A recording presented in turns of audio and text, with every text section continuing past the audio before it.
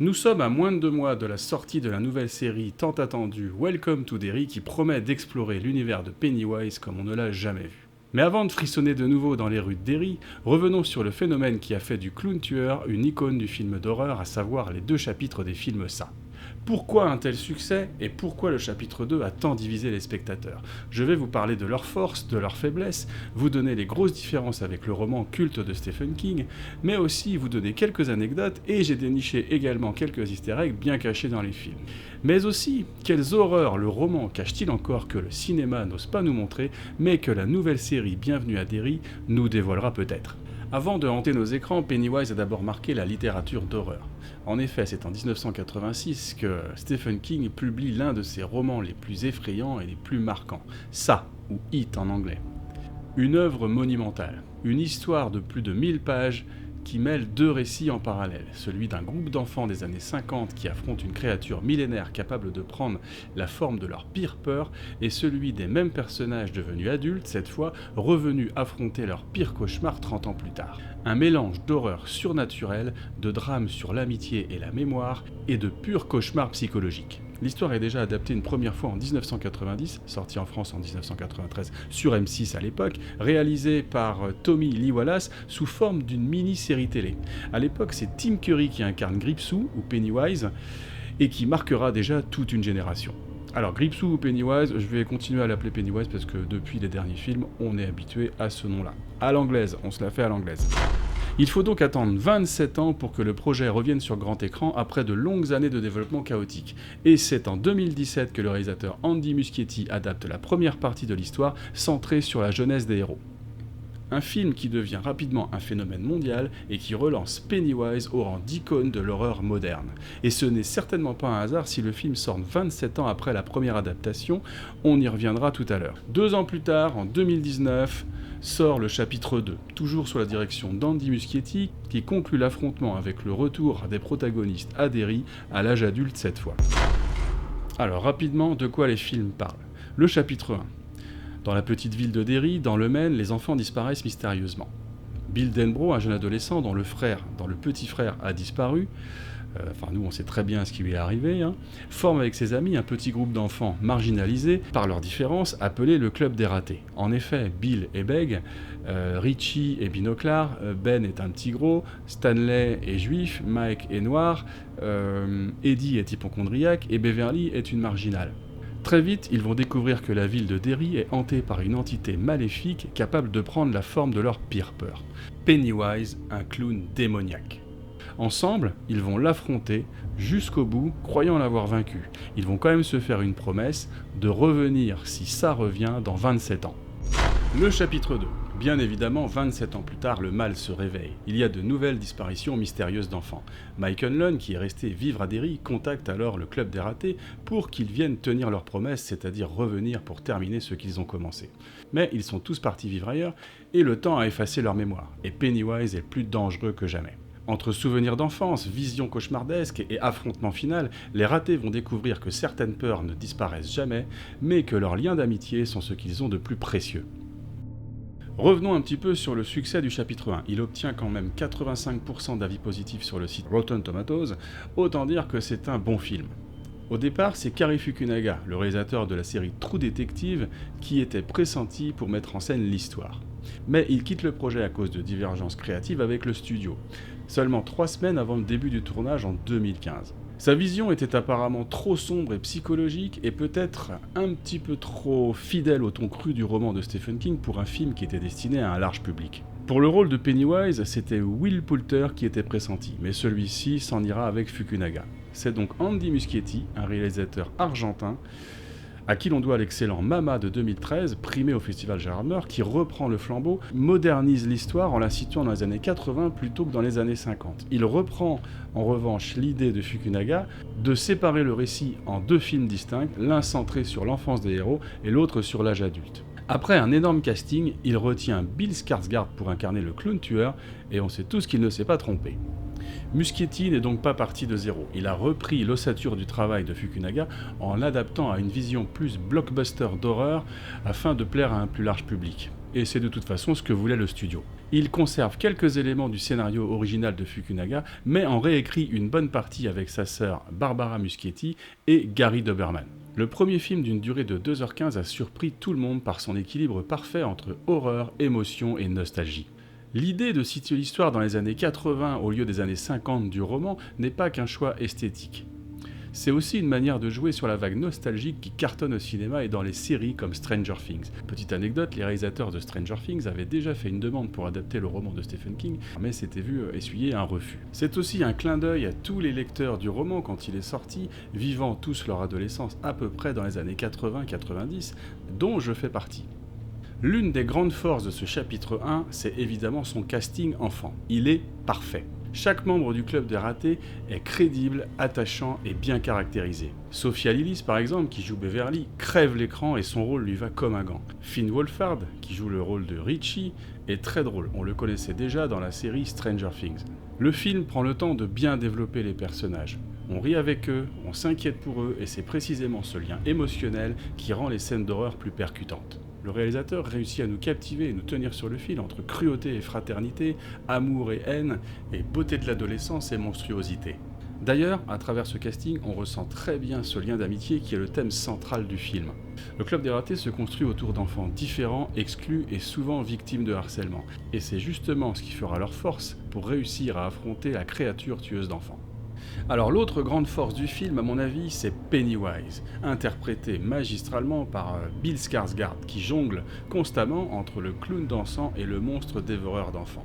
Chaque scène dans laquelle il apparaît fait son effet, et il est réellement dérangeant. Il devient instantanément iconique, avec son regard décalé, son sourire inquiétant, sa voix presque enfantine, il donne une aura au clown à la fois hypnotique et terrifiante.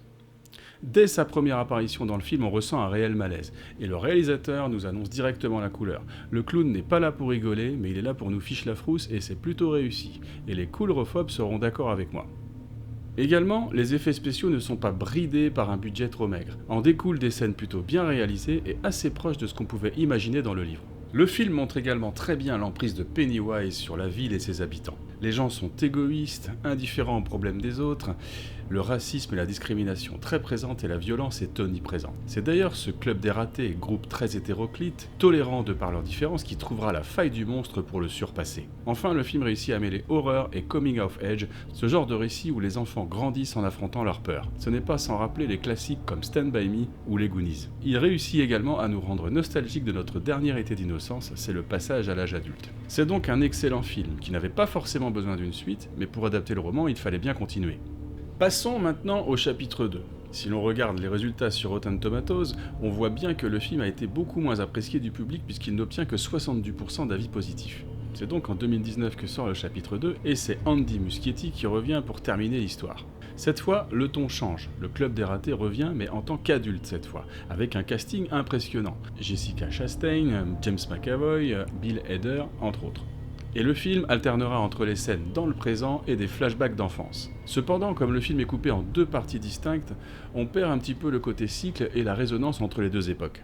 Visuellement, le film reste ambitieux, avec des créatures impressionnantes et une direction artistique plutôt soignée. Et certaines séquences marquent les esprits, notamment avec la scène d'ouverture hyper violente avec l'agression homophobe assez bien reprise du roman d'ailleurs, le meurtre de la petite fille sous les tribunes, celui du petit garçon à la fête foraine et l'affrontement entre Beverly et Madame Kersh qui se transforme en monstre difforme. Au passage, le monstre c'était censé être la sorcière d'Hansel et Gretel. Bon. Malgré ces qualités, le chapitre 2 divise. Alors pourquoi ? Alors déjà, sa durée. Presque 3 heures, c'est un peu long et ça alourdit le rythme. Ensuite, je trouve que certains effets visuels tombent à plat. Notamment la scène avec Eddie à l'arrière de la pharmacie, je trouve que la langue du lépreux fait vraiment factice et la scène est plus grotesque qu'effrayante. Personnellement, je n'ai pas trop aimé ce passage que je trouve un peu trop appuyé avec des effets visuels plutôt discutables. Après, c'est certainement ce que voulait le réalisateur, une touche humoristique, car quand le lépreux se met à vomir sur Eddie sur le thème musical Angel of the Morning de Juice Newton, la scène bascule carrément dans le registre comique. J'avais l'impression que Pennywise allait apparaître, briser le quatrième mur et s'adresser au spectateur avec la voix de Ryan Reynolds. Vous imaginez un peu.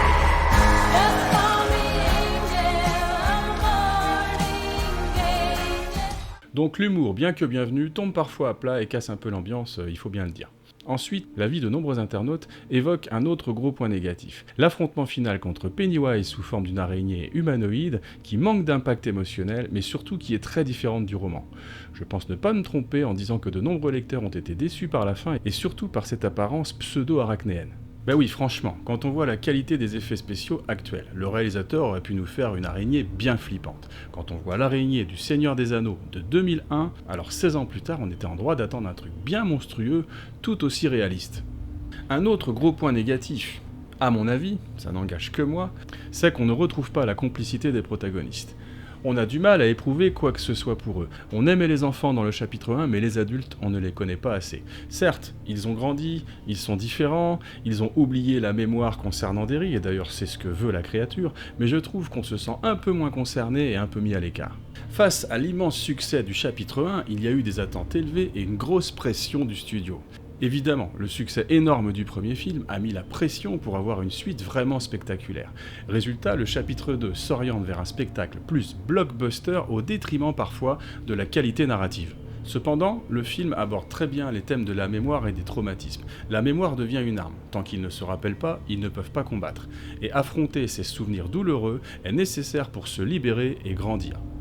En résumé, le chapitre 2 offre une conclusion spectaculaire, mais moins subtile, qui perd un peu de la magie et de la cohésion émotionnelle qui faisait la force du premier film. Attention, j'ai pas dit qu'il était pas bon, il est juste un peu en dessous du premier film, à mon avis. Mis côte à côte, les deux films forment une œuvre cohérente mais quelque peu inégale. Le chapitre 1 mise sur l'émotion et la nostalgie avec un rythme fluide et un lien fort entre les spectateurs et le club des ratés enfants. Le chapitre 2, lui, gagne en spectacle mais laisse un peu le spectateur de côté et perd en intensité émotionnelle, notamment due à une durée excessive et à un final un peu décevant. Pennywise deviendra tout de même une icône du film d'horreur moderne, il gagne largement sa place auprès des grands comme Freddy, Jason, Michael Myers ou Hannibal Lecter et les autres. L'œuvre dans son ensemble est plutôt bonne et est sublimée une fois de plus par le travail parfait du compositeur britannique Benjamin Wallfisch, à qui l'on doit les musiques de Blade Runner 2049, Darkest Mind, Dans le Noir, Alien Romulus et tant d'autres. Et vous ? Quelle partie avez-vous préférée ? N'hésitez pas à partager votre avis en commentaire. On va maintenant passer aux écarts majeurs avec le roman et ceux que les scénaristes n'ont pas osé nous montrer. La mythologie et les origines de ça. Les films ne font que survoler les origines de Pennywise, mais ils ont le mérite d'essayer à l'instar du téléfilm de 1990. Ils évoquent bien son origine extraterrestre. Cependant, la réalité est beaucoup plus complexe. Si on se fie au simple romançat, on sait que c'est une créature cosmique qui existait bien avant l'apparition de la Terre et de l'univers tel que nous le connaissons. Elle s'est écrasée sur Terre précisément dans la région qui deviendra Derry des milliers d'années plus tard. Elle est capable de lire les pensées, de prendre la forme qu'elle veut, mais est soumise aussi aux mêmes forces ou faiblesses que cette forme. Elle affectionne particulièrement celle du clown pour s'en prendre aux enfants, car ils sont plus faciles à effrayer que les adultes, et la peur assaisonne la chair de ses victimes. C'est pour ça qu'elle préfère les enfants. Et d'ailleurs, son but principal, c'est de se nourrir et se rassasier pour enchaîner des cycles de 27 ans entre hibernation et ses retours à la surface pour de nouveaux carnages. Dans son roman, Stephen King la décrit comme une sorte de prédateur cosmique sans qu'on sache d'où elle vient exactement. Cependant, quand on ajoute les récits de la Tour Sombre, et c'est là qu'on voit que de nombreux romans du Maître de l'Épouvante sont interconnectés, on comprend mieux l'échiquier cosmique dans lequel la créature, se situe. En fait, elle viendrait de ce qu'on appelle le macroverse, un plan d'existence extérieur à notre univers, au-delà de l'espace et du temps. C'est là qu'existent des entités primordiales dont certaines sont bénéfiques, comme la tortue Maturin, j'y reviendrai tout à l'heure, et d'autres maléfiques, comme ça ou le roi cramoisi. Je ne vais pas rentrer trop dans les détails pour ne pas vous perdre.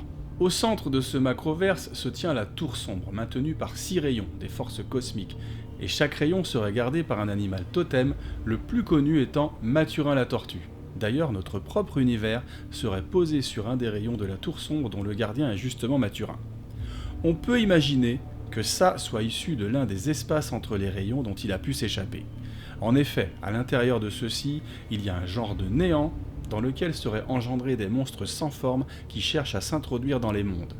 On n'est pas sans penser à la nouvelle The Mist ainsi qu'à son adaptation, dans laquelle des monstres sans nom envahissent notre monde à travers une faille créée par une expérience de l'armée.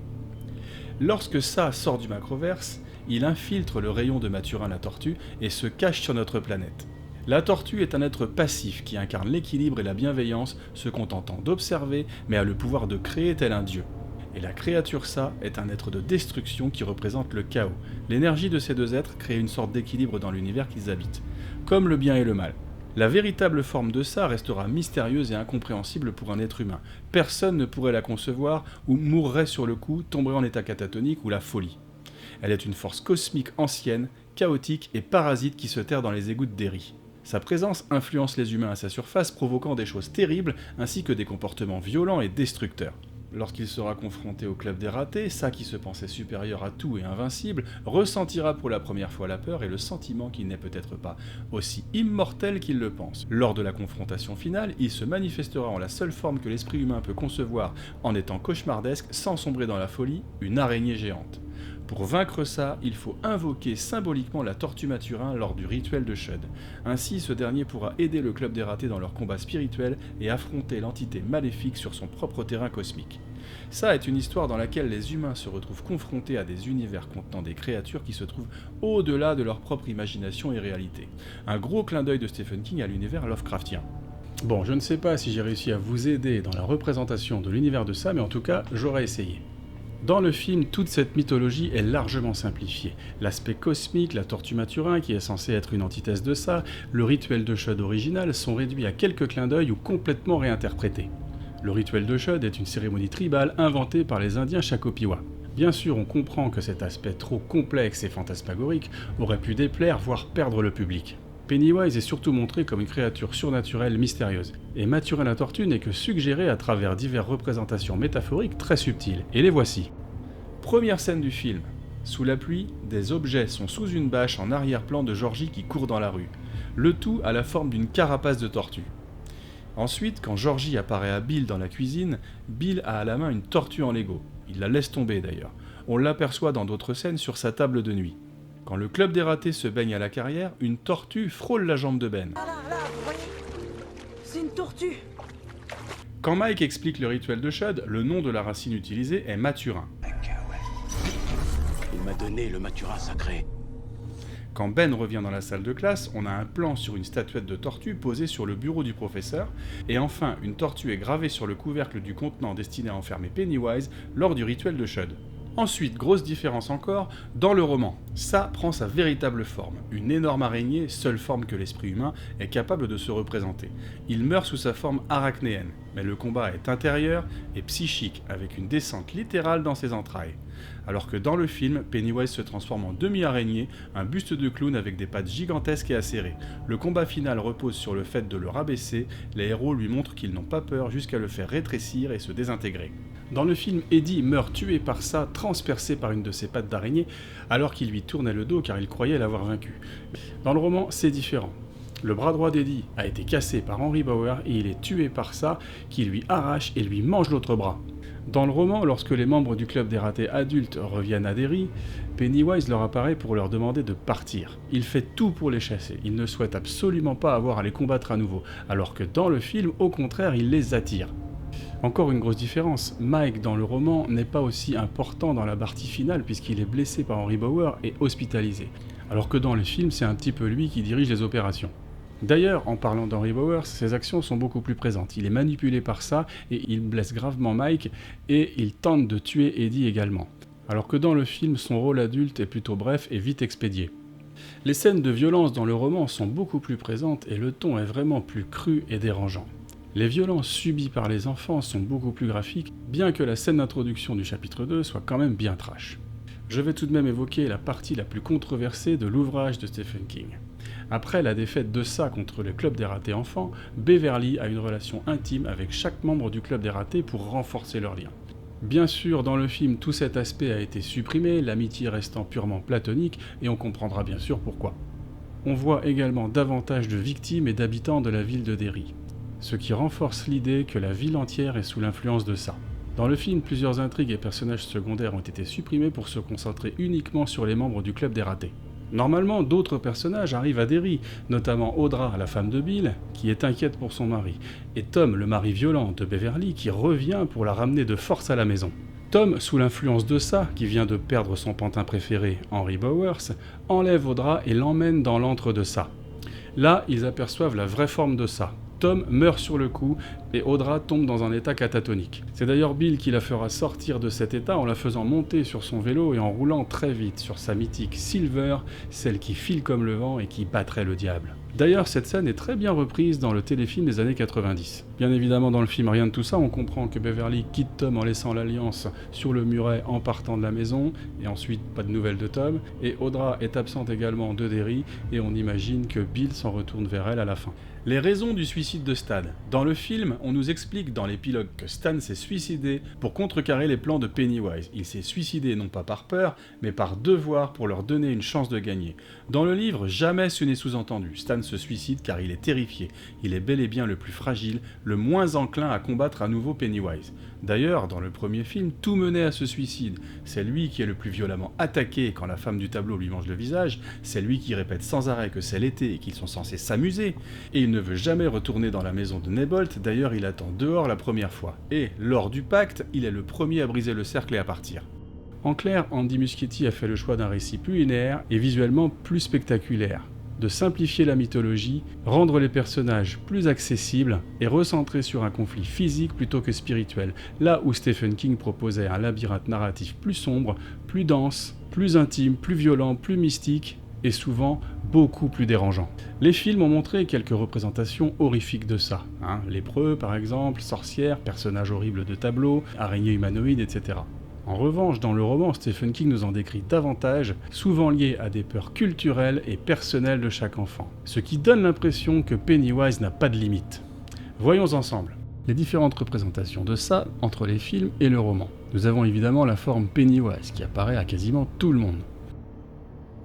Ensuite, nous avons le lépreux qui apparaît à Eddie, le personnage sans tête qui attaque Ben dans la bibliothèque, la femme du tableau qui attaque Stanley, les enfants disparus que l'on voit notamment quand Patrick Hostetter se fait avoir, Georgie qui apparaît à Bill, Patrick Hostetter qui apparaît à Henry Bauer, Madame Kirsch et la sorcière qui apparaît à Beverly, la statue de Paul Bunia qui apparaît à Richie, Betty Ribson qui apparaît derrière les portes dans la maison de Nebolt, la tête de Stanley qui apparaît au raté adulte dans la maison de Nebolt, Beverly avec la tête enflammée qui apparaît à Ben, et enfin l'araignée humanoïde, la forme finale de ça dans le film. Alors, dans le roman, nous avons évidemment Pennywise, nous avons le lépreux, Georgie, Dorsey Corcoran, l'étrange créature du lac noir, Betty Ribson, l'oiseau géant, le loup-garou, la momie, un œil qui rampe, Alvin Marsh, les sentures volantes, le piranha, le requin, la statue de Paul Bunyan, Tony Tracker, Greta Bowie, Patrick Hostetter, Reginald H. Higgins, le monstre de Frankenstein, un Doberman, la nuit fantôme, Victor Chris, la Madame la tête de Stanley, Madame Kirsch et la sorcière, les enfants morts, et évidemment l'araignée géante. Et encore, j'en ai peut-être oublié. Tout ça pour dire que dans le roman, nous avons un bestiaire autrement plus développé que dans le film. Espérons que la série Welcome to Derry nous offre encore de nombreuses apparitions cauchemardesques pour notre plus grand plaisir. Quelques anecdotes. Premièrement, il faut savoir que c'est le film d'horreur le plus lucratif de l'histoire du cinéma. Et c'est également le plus gros succès pour un film d'horreur aux États-Unis. Il faut savoir que les réactions des enfants sont 100% authentiques dans le film.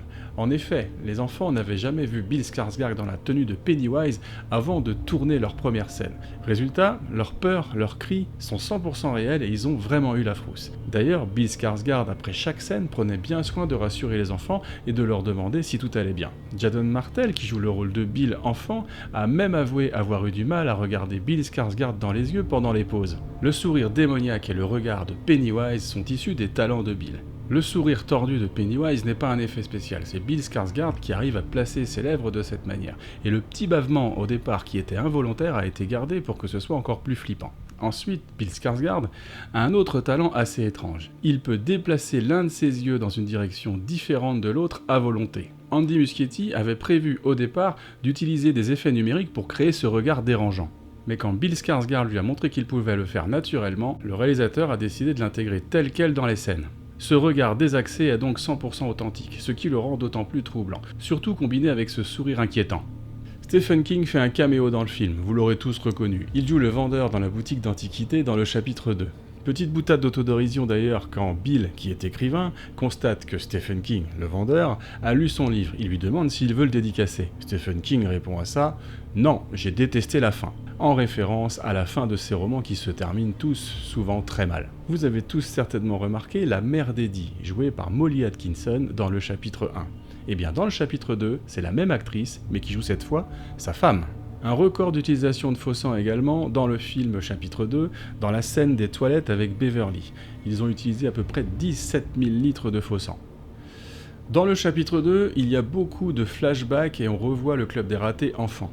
Le film a été tourné 2 ans après, et du coup à cet âge-là, 2 ans c'est beaucoup, les enfants ont grandi.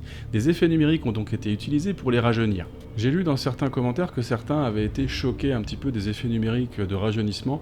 Moi personnellement ça m'a pas choqué et j'avoue que j'avais même pas remarqué. Allez, je vous avais promis quelques easter eggs, évidemment. Le premier clin d'œil, évidemment, c'est la date de sortie du chapitre 1 qui sort exactement 27 ans après la première adaptation des années 90. Ensuite, nous avons le nom Richard Bachman. Ça vous dit quelque chose? C'est le pseudonyme utilisé par Stephen King dans les années 70.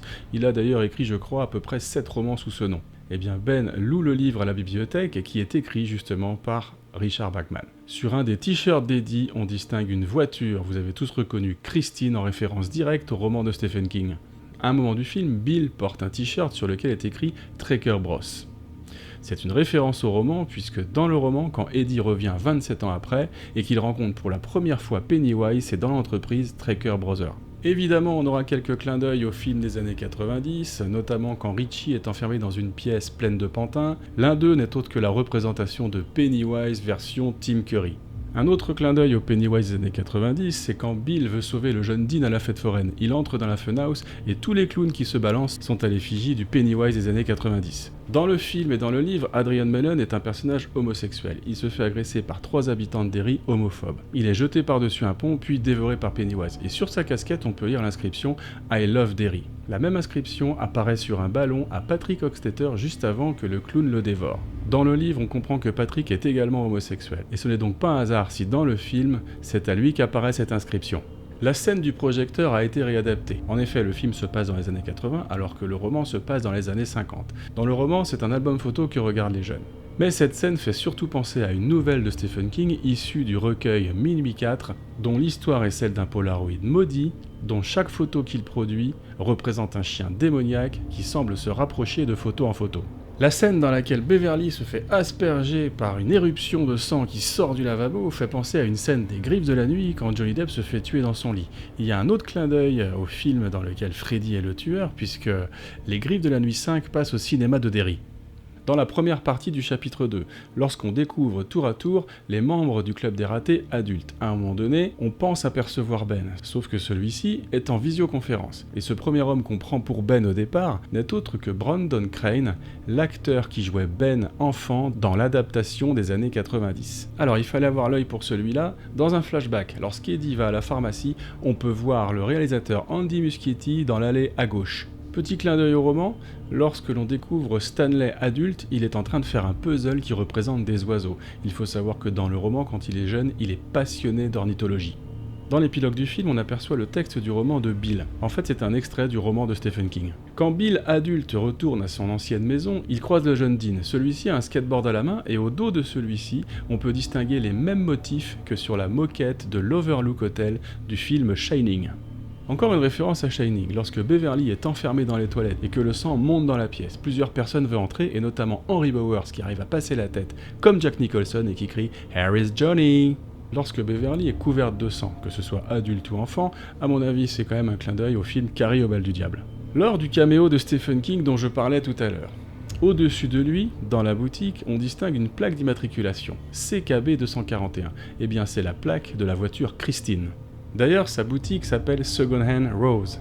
Aucun hasard, c'est une référence évidente à la Tour Sombre. Lorsque la maison de Neibolt s'effondre, on peut penser encore une fois au film Carrie, car elle s'effondre exactement de la même manière dans le film. Lorsque Richie revient dans la salle d'arcade une fois adulte, celle-ci est abandonnée, on distingue au fond un poster de « Vous avez un message », avec notamment Meg Ryan qui est citée au début du chapitre 2. La forme des déchirures du poster représente ça, ou « it » en anglais. Nous avons quelques petites références à la pop culture, notamment quand les ratés affrontent ça sous la forme de la tête de Stan avec des pattes d'araignée. C'est une référence évidente au film The Thing de John Carpenter, qui lui-même avait adapté le roman de Stephen King, Christine. On continue avec les références de la pop culture. Au restaurant chinois, lorsque les monstres sortent des petits gâteaux, nous avons un œil qui rampe avec des tentacules. C'est évidemment une référence au film The Crawling Eye de 1958. Dans cette même scène, juste un peu avant, nous avons une belle référence à Star Wars lorsque Richie imite Jabba the Hutt. Quand Richie se fait attraper par Pennywise lors de l'affrontement final, il crie le célèbre Yippee-Ki de Bruce Willis dans Die Hard. Je vous en ai parlé tout à l'heure, il y a le film Freddy 5 qui passe au cinéma à Derry, mais on peut aussi distinguer Lethal Weapon, c'est-à-dire L'Arme Fatale 2, qui passe également. Bon, je vais arrêter là, c'est déjà pas mal, et puis ça fait déjà une demi-heure que vous m'écoutez parler, et je vous en remercie. Donc on va conclure. Les deux films s'enchaînent bien, on passe un bon moment, et l'œuvre est maintenant devenue culte. Et une nouvelle tête est venue s'ajouter au monstre iconique du cinéma d'horreur, Pennywise. Nous pouvons donc constater qu'il manque plein de choses au roman. Évidemment, on peut le comprendre tellement le roman est dense, mais ce n'est peut-être pas perdu avec la sortie très prochainement de la série Welcome to Derry. Andy Muschietti revient pour notre plus grand plaisir et Bill Skarsgård va de nouveau nous faire frissonner. J'ai visionné toutes les bandes annonces qui sont sorties et franchement, ça donne envie, sans mauvais jeu de mots. On retrouvera un groupe d'enfants qui enquêtera sur les disparitions mystérieuses et les phénomènes étranges de la ville. Celle-ci évidemment toujours sous l'influence néfaste de Pennywise. Avec beaucoup de violence et de la discrimination encore plus prononcée puisque la série va se passer dans les années 60. On espère retrouver des protagonistes aussi attachants que dans le chapitre 1, et on frissonnera volontiers en les suivant dans leurs mésaventures. Et bien sûr, on est en droit d'attendre un bestiaire varié avec les multiples apparitions de Pennywise pour faire trembler les habitants de Derry. En tout cas, j'espère que la vidéo vous aura diverti. N'oubliez pas de liker, de vous abonner pour ne pas manquer les prochaines, et pour faire vivre la chaîne. Sur ce, je vous dis ciao et à bientôt.